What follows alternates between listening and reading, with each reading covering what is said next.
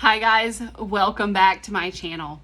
Today's going to be a little bit different. I have a podcast called Samantha Siegrist, the Customer Service Coach, and I'm going to film my podcast.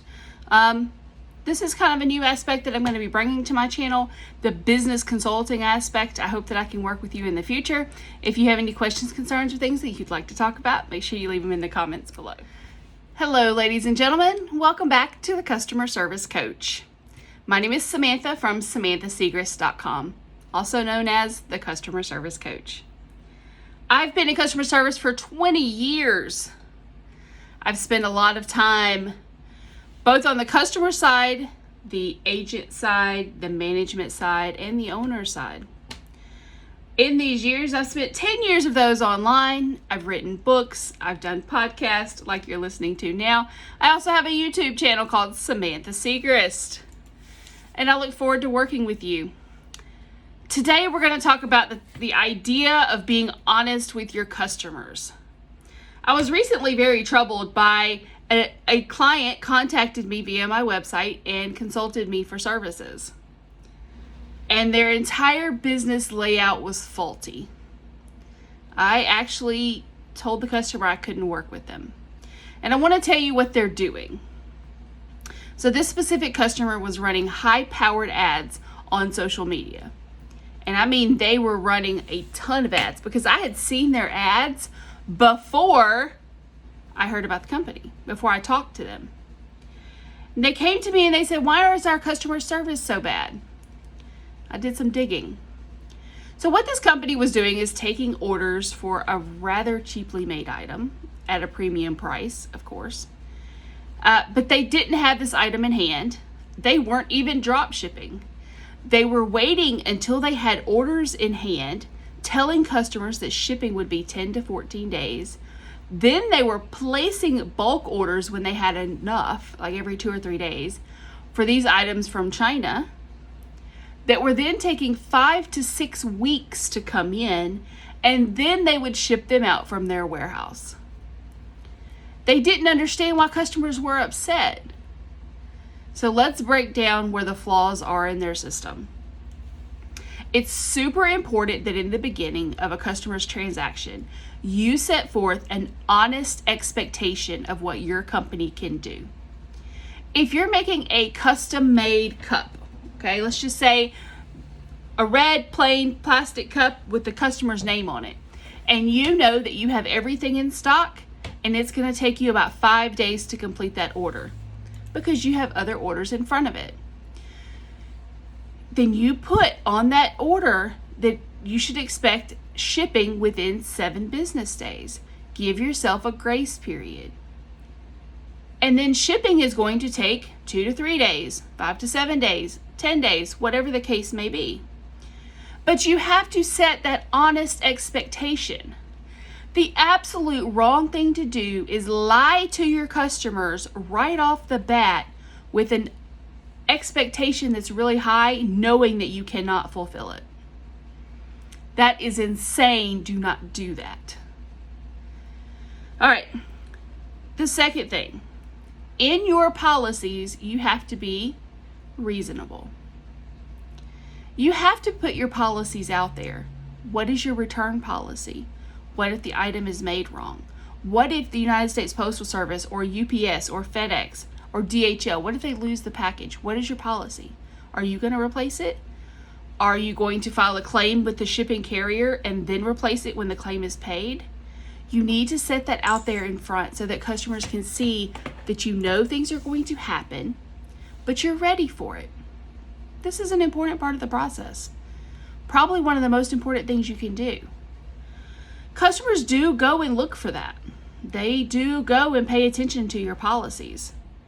And when you don't put that out there right off the bat, it makes you look shady. Now, let me say this. You're going to have customers who don't like your policies, and that's okay. But your policies need to be what you stick to. And if a customer can't handle that policy, then they don't need to be your customer. Okay? If your policy is that you will not replace items lost when the customer gives the wrong address, that's the policy. You need to have that in writing, boom, because if that customer files a complaint against you or a dispute on their charge, you have all of the evidence. If you don't have the ability to prove your case when a dispute is made, you're going to miss out on that money. And every time a customer files a dispute against you, I think it's a $35 fee. Okay? Don't do that to yourself. Have your business in order before you start taking orders. Okay? Results. What are the results? Well, when you meet that expectation that you said in the beginning is the result. The happy customer. The customer who did things correctly when they made the order. You, when you shipped out the order, the shipping service, when they delivered the order. Okay, those are your happy results. When you have issues.